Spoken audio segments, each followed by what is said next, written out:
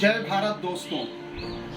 आज मैं जिस वीडियो को लेकर आपके सामने प्रस्तुत हूँ वो राष्ट्रीय और अंतर्राष्ट्रीय स्तर का सब्जेक्ट, और ये सब्जेक्ट 11-12 के छात्र और छात्राओं जो विशेषकर आर्ट्स के छात्र हैं उनके लिए तो बहुत ही जरूरी है।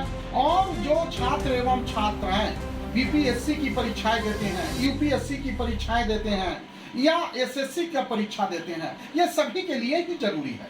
तो आज मेरा टॉपिक है कि क्या अफगानिस्तान फिर से अपने इतिहास को दोहराएगा या क्यूबा जो एक द्वीप है क्या फिर अपने इतिहास को दोहराएगा। और आज इतिहास अपने आप को दोहराने जा रहा है। तो मैं सर्वप्रथम आपको बता दूं कि इतिहास का परिभाषा हेरोडोटस जी दिए थे कि बीती हुई घटनाओं का अध्ययन करना इतिहास है, लेकिन हेरोडोटस जी अपने समय में दिए। लेकिन आज इतिहास का परिभाषा होना चाहिए, बीती हुई घटनाओं का अध्ययन करना ही इतिहास नहीं है, बीती हुई घटनाओं को फिर से दोहराना इतिहास है।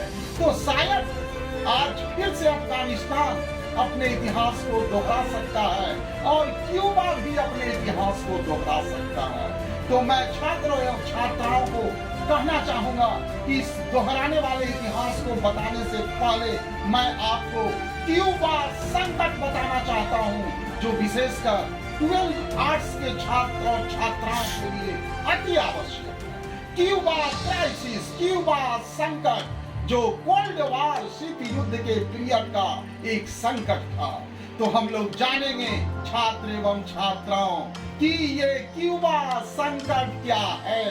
तो सर्वप्रथम हम जानेंगे कि क्यूबा है क्या। तो क्यूबा एक द्वीप है जो कैरिबियन सागर में अमेरिका से 150 किलोमीटर दूरी पर स्थित है।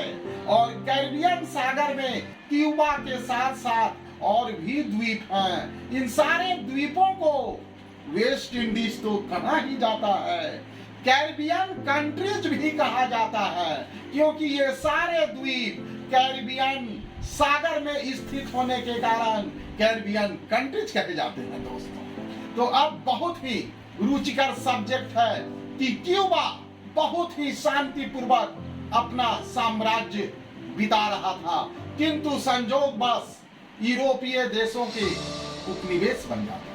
क्योंकि आप तो इतिहास को जानते हैं, यूरोपीय देशों के बहुत सारे देशों ने बहुत पूरे विश्व को उपनिवेश बनाया, अमेरिका को भी नहीं छोड़ा। तो चलिए ये जानेंगे कि क्यूबा सर्वप्रथम स्पेन का उपनिवेश बना। स्पेन यूरोप का एक देश है और उसका उपनिवेश बना क्यूबा। क्यूबा पर स्पेन का उपनिवेश चल रहा था। और आज जो बाइडेन की जो डिप्लोमेसी है वही डिप्लोमेसी उस समय JF केनेडी की था। और केनेडी चाह रहे थे कि क्यूबा जो है स्पेन के उपनिवेश से छुटकारा मिले। तो उन्होंने क्या किया, क्यूबा में छात्र आंदोलन को काफी आकर्षित बनाया और छात्र आंदोलन को इस प्रकार उग्र रूप धारण करवाया कि वहां का छात्र आंदोलन स्पेन के प्रति एक क्रांति का रूप धारण कर लिया और अंत में स्पेन से क्यूबा को छुटकारा तो मिल गया। किंतु उसी समय अमेरिका क्यूबा की राजनीति में बहुत ही रुचि लेने लगा और इस तरह रणनीतिक दृष्टि से उसने क्यूबा को एक अपना उपनिवेश बना दिया।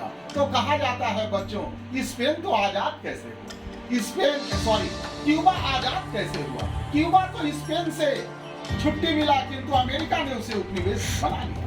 अब उस समय JF केनेडी का पीरियड चल रहा था। अब JF केनेडी की तिरछी निगाह क्यूबा के खेती जिसे कहा जाता है, ईख की खेती पर, क्यूबा के खनिज पर, क्यूबा का तंबाकू की खेती पर। तो केनेडी का ये तिरछी निगाह क्यूबा के लिए अच्छा साबित नहीं हो सकता। इसी बीच JF केनेडी की राजनीति ने क्यूबा में अपना एक बतिस्ता, फुलजेंसियो बतिस्ता का कठपुतली सरकार स्थापित किया और अमेरिका व्यतिष्ठता के माध्यम से क्यूबा में अपना ये सरकार चला रहे थे और ये व्यतिष्ठता का सरकार निरंकुश शासन स्थापित कर दिया क्यूबा में, जिससे क्यूबा की जनता, क्यूबा के छात्र त्राही त्राही हो चुके थे। और उसी समय क्यूबा में एक युवा छात्र नेता का जन्म होता है, जो एक क्रांति का ज्वाला बनकर बतिस्ता के सरकार के लिए खतरा साबित होता है। और ये युवा नेता जिनका नाम था फिडेल कास्ट्रो, ये फिडेल कास्ट्रो एक ऐसे नेता बने कि क्यूबा का सारा जनता फिडेल कास्ट्रो का समर्थन मिला और फिडेल कास्ट्रो ने बतिस्ता के सरकार को उखाड़ फेंका और वहां पर अपना शासन स्थापित किया। किंतु जेफ केनेडी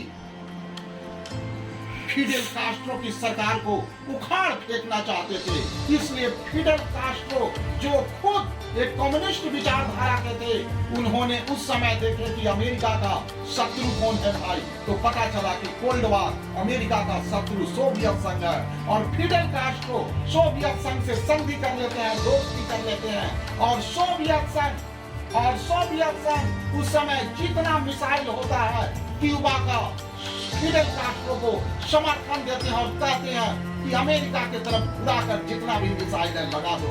और फिडेल कास्ट्रो एक बहुत ही साहसी सेना नायक भी थे और एक नेता भी थे।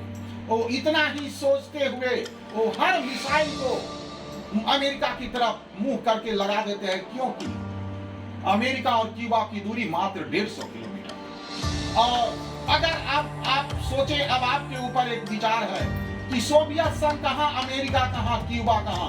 अगर युद्ध होता तो क्यूबा तो छाई हो जाता, क्योंकि अमेरिका 1945 में ही जापान को धराशायी कर दिया था परमाणु बम से। तो क्यूबा का क्या हाल होता आप तो समझ सकते हैं।